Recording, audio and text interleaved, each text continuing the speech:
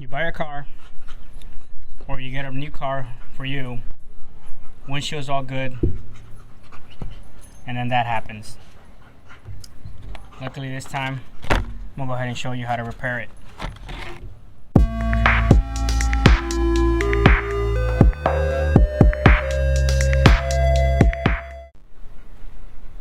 What's up everybody, welcome back to another random video. Today we are working on the Ford. As it's new to me, it's used, but windshield was all good. And then all of a sudden, bam, that happens. So I don't want to keep calling up my insurance company and have them pay for it. Maybe I should.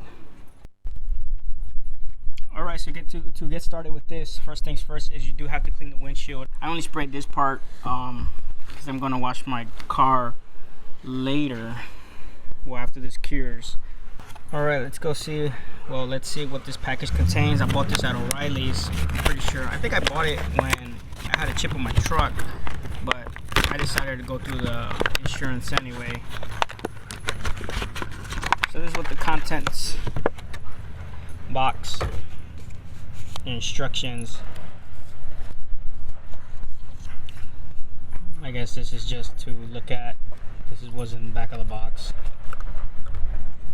I believe this is for your vacuum. It's gonna go on there. Also for your vacuum, or to make a seal, I guess. Your resin and your syringe. That's pretty much it. First step, when you oh, I should mention this kit, specifically the one that's at O'Reilly's, supposed to repair your windshield at about 1.25 inches in diameter. So this is less than that, but I could see, or I could feel right here is where the impact was. This just spidered out. Step one, if you have a great needle, I don't, it's just to clean off.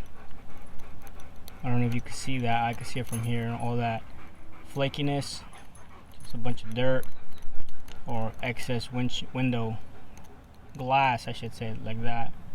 See that? That came off. I think I'm done in that part.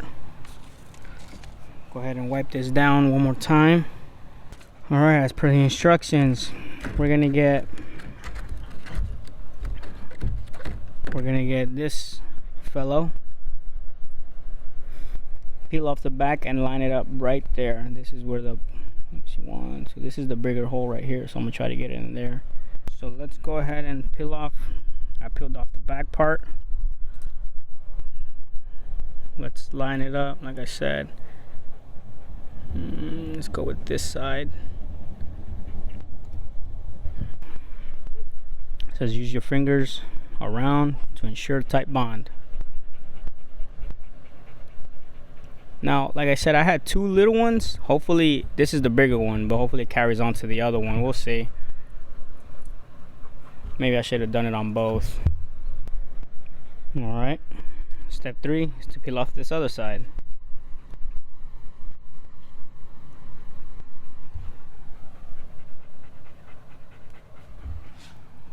There we go. That one's peeled off. Step 4, line up the, call it a pedestal. It's got the tab up here. I'm gonna line it up with that tab there. Alright, I went ahead and lined it up. If you line up the top, the bottom is gonna be an excess, and if you line up the bottom, the top is gonna be an excess. So I try to stick my eye in there or look through here, and I could see the crack with a little chip, so hopefully we'll be good. As per the instructions, it just says line up the pedestal with the adhesive heel, making sure the tabs match up. So let's go with the tabs matching up. Now you're gonna take the resin, you're gonna take this little bow off the tip of it, and then you're gonna cut it about 1/8 of an inch. So I like to go diagonal.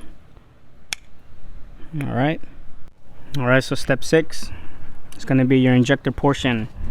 You're gonna place this inside. You want to make sure you don't mess with this little clip up here. Just leave it the way it is. Try to fit that on as much as you can. You're gonna raise up the injector. Actually, let me do it this way.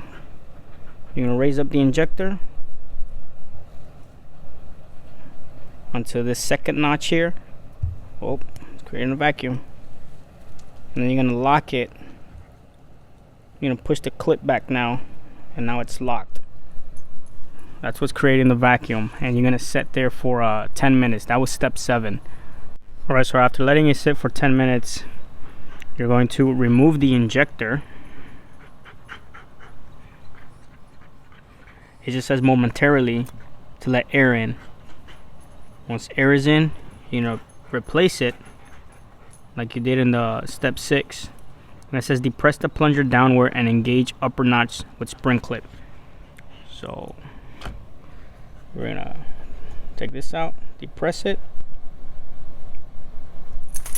get to the upper notch. 1 second.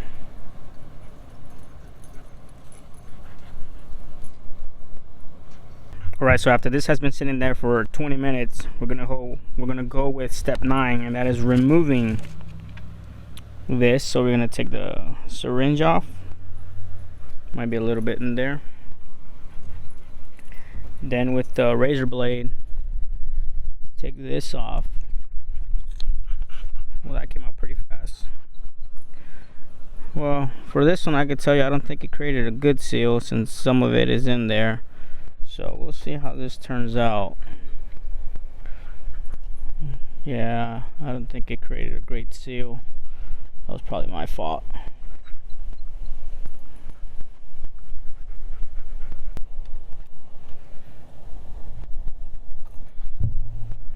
Well, actually, the first, remember how I said it was 2 chips?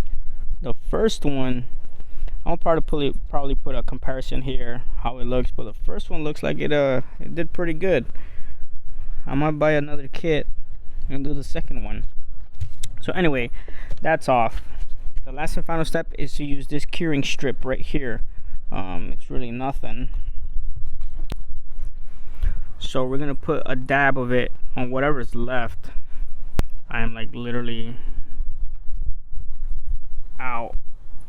So, oh, there we go. There we go. Okay.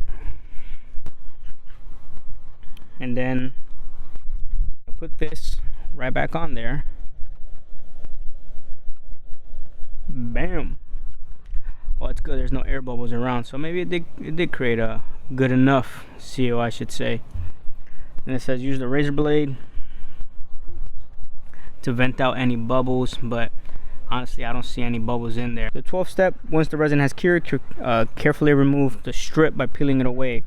Now they do recommend to park the vehicle in direct sunlight for 15 minutes. Luckily I am in my driveway here, random videos in the driveway. So 15 minutes, we're gonna leave it like that. All right, and here we are with the final step, which is take off this.